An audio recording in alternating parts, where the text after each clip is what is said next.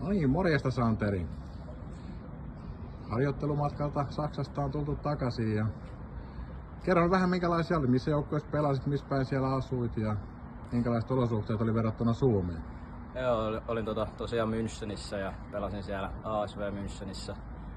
Niiden ykkösjoukkue pelaa kolmostasolla, jäi tällä kaudella pisteen päähän noususta kakkosbundesliigaa. Ja niillä oli semmoinen Suomeen verrattuna niin ihan kohtalaisen mukava kenttä, tai siis kaksikin kenttää, ihan uusia, siinä sitten vielä semmoinen klubirakennus, että oli vähän erilaista kuin mihin on Suomessa tottunut.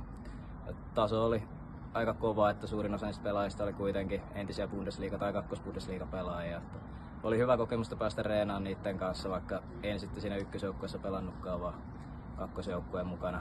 Ja verrattuna suomalaiseen peliin, niin tosi erilaista taktisesti, että venytetään kenttää tosi paljon, että oikeasti hyökkäjät menee rinkiin juoksentelemaan, koska sieltä kyllä saadaan alhaalta palloa ylöspäin. Sitten taas vastustaja, kun saa pallon ylöspäin, niin sieltä tullaan aika vauhdilla alas, että tosi fyysistä on kanssa, joutuu juoksemaan paljon. Miten Suomeen verrattuna, kun sä oot palannut takaisin ja reenaan ei ole hirveästi vielä kerennyt, niin ero Saksan harjoittelulla ja Suomen harjoittelulla, että montako kertaa viikossa harjoitellaan siellä sit kun pelataan tolla tasolla?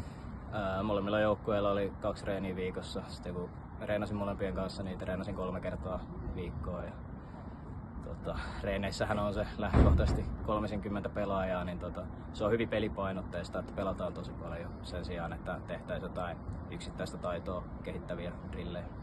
Tää tällainen niin suomalaisen valmentajan korvaan kuulostaa aika mukavalta. Niin varmaan pelaajakin tietää mihin on tottunut täällä, mutta toivotaan, että siihen joskus päästään, että meilläkin olisi vähän enemmän. Mitäs mitä jäi niin kuin matkan varrella mukaan sit vielä, että mitä tänne Suomeen voisi sieltä tuoda?